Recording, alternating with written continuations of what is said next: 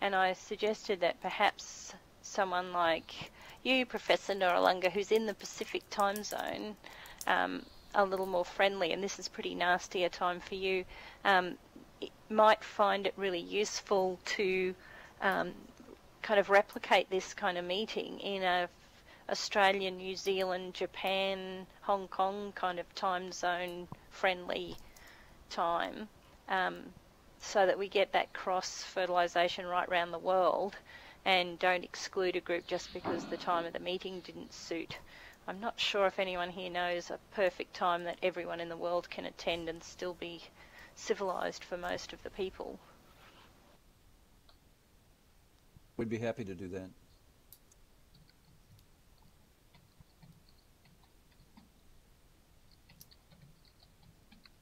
The question is, how do we get it out to folks and let them know about it?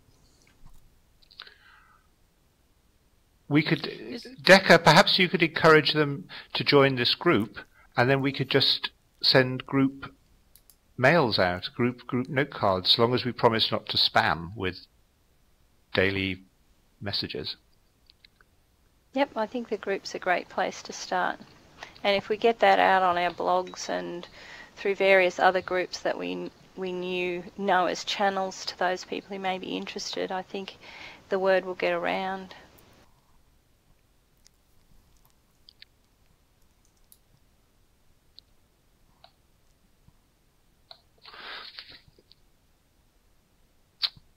Okay, I have to go right now because there's no sign of beds and pizzas appearing. So I'll leave you in Decca's hands, and I hope that we will have another meeting very soon, and I'll do my best to be there whatever time zone it's in. Thanks very much indeed. And let's hope this adventure is a long and fruitful one. Mahalos, thank you. Great meeting. Thanks for all your work.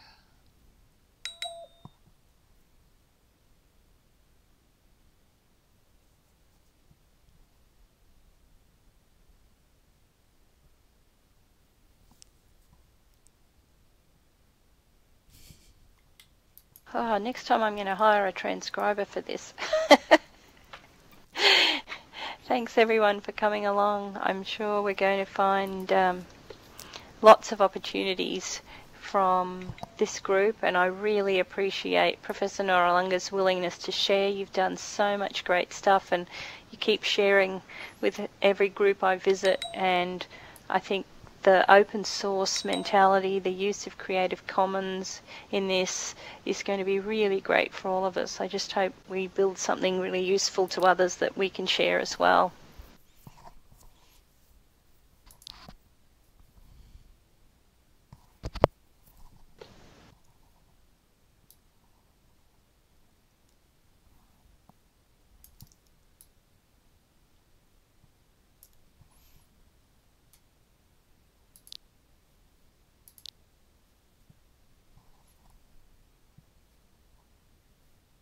For any of you who might be working in the health sciences or medical field, our sim for the work that we've been doing here in Second Life is at Long White Cloud.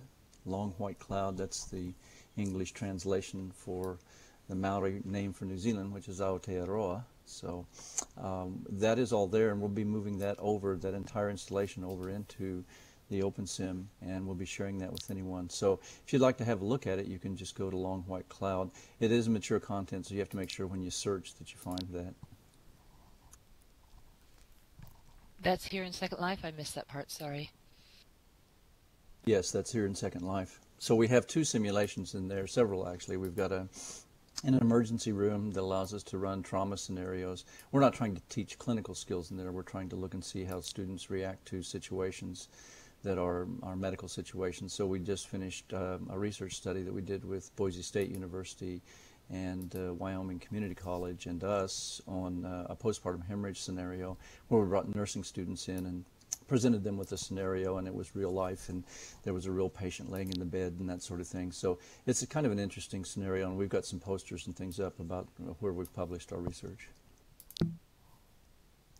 Is that the place that has the birthing room also? Or no? Well, it's associated. That's on the Slin's group. That's if you look on the map when you get to Long White Cloud, there are two islands down below that. Those are also New Zealand islands, but those are run by Nelson Marlborough Institute of Technology. That wasn't our work.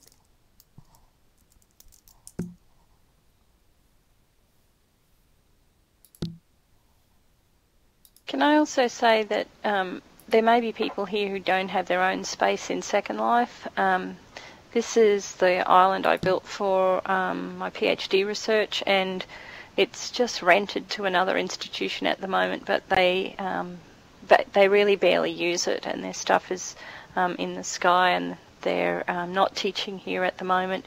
So I'll just leave this table set up here in the park. So you're welcome to just use this space if you want to come and have a get-together in a smaller group, or you need a space to come and do some sharing or something. So feel free to come and use the space. It's really nice for people to have a place where they can go that's pretty quiet.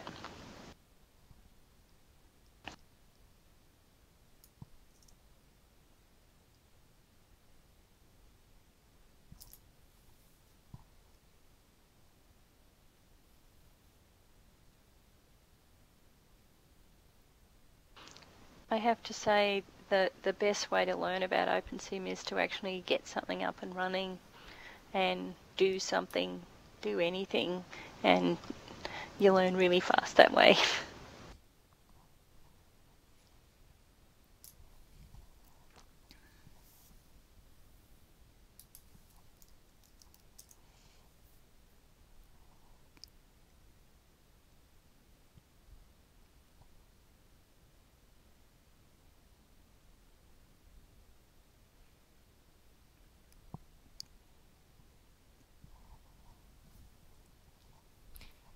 So the new saying now is so many worlds, so little time, right? That's great.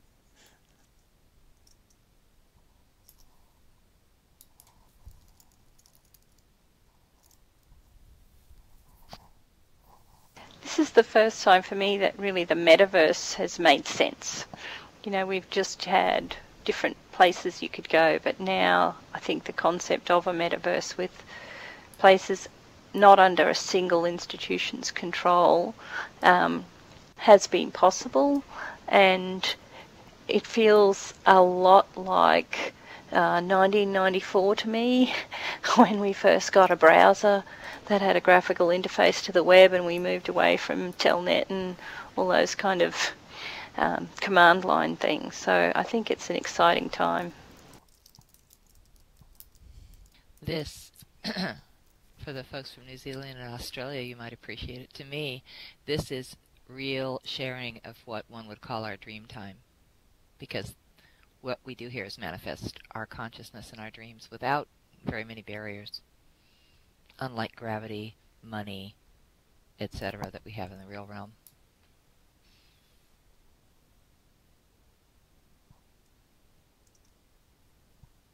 I guess if I can just get my wife convinced that I'm actually working. Don't tell her you're working, tell her you're dreaming and you want to dream with her. A little romance never hurts, you know?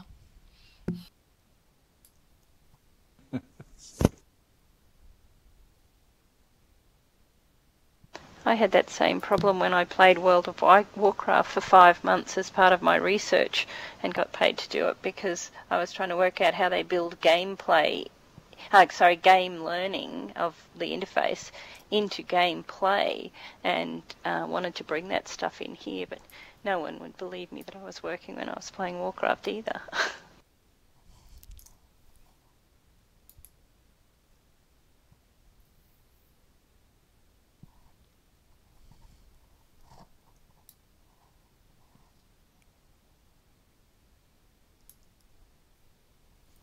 I'm going to officially call the first meeting of the Bring Your Own Grid League of Worlds to an official end, and say you're welcome to stay and chat, people. You're welcome to use the island as a meeting place for this. See you in the metaverse. One thing I'll put it on the in the group. I am probably, but look up iSchool Initiative.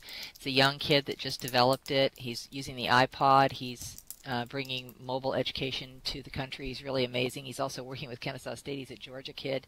I think he's 18 or 19. I just met with him before I came here. And he is going to come on board with Virtual Worlds because he's realizing Virtual Worlds will soon be web browser apps, including Second Life, who's looking at going into the cloud, and OpenSim. And so I think that there's a whole new direction that will be available to all of us once the virtual realm is actually a browser app and not necessarily needing really high-end tech gear, but will be mobilized like with Unity 3D and OnLive and things of that nature. And just look up iSchool Initiative. He's a really hot kid. You can see a real short film on YouTube. I highly recommend it.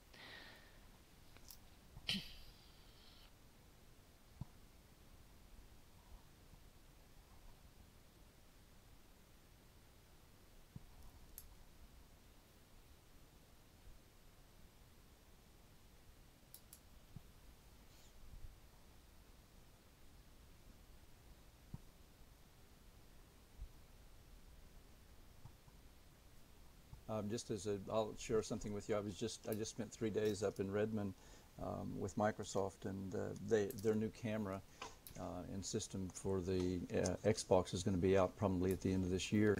But they were demoing it, and it is pretty awesome. It will recognize not only body movements. You don't need to have a Wii device in your hand in order to play games or to engage with the environment. You can just move, and it also will even recognize facial expressions and emotions. So pretty amazing actually to see it in operation.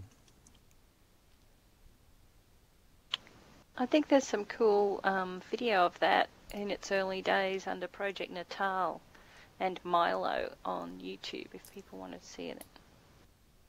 It was Project Natal, but they're calling it the Connect camera now, and they've got some other things that I was over at Microsoft Research. They've got some things that are pretty amazing then in terms of us being able to engage body activity, actually moving avatars around and moving environments and engaging with virtual environments just using cameras. It's pretty astonishing. I actually had to sign a non-disclosure agreement, so I can't tell you much about what that is.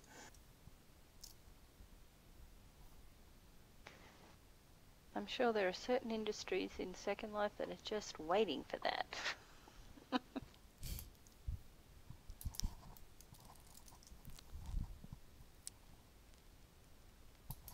Well, I'm sure they are, but in our medical simulations, we'd sure love to have them.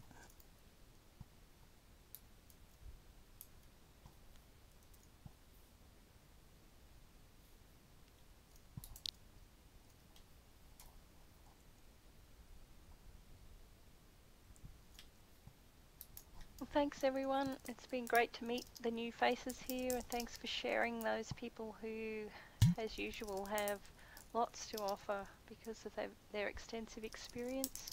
I think we're going to have some fun on these grids, and it's really cool to see different people's educational philosophies and how they're approaching this in different ways. Can't wait to bring some of my staff in to this community.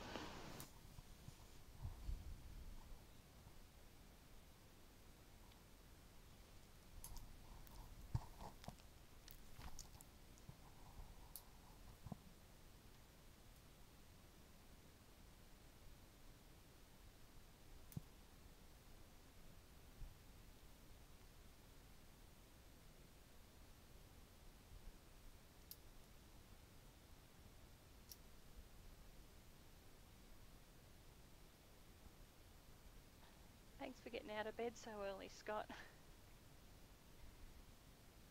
I'm actually normally up at that time. I'm just going to work from home. I live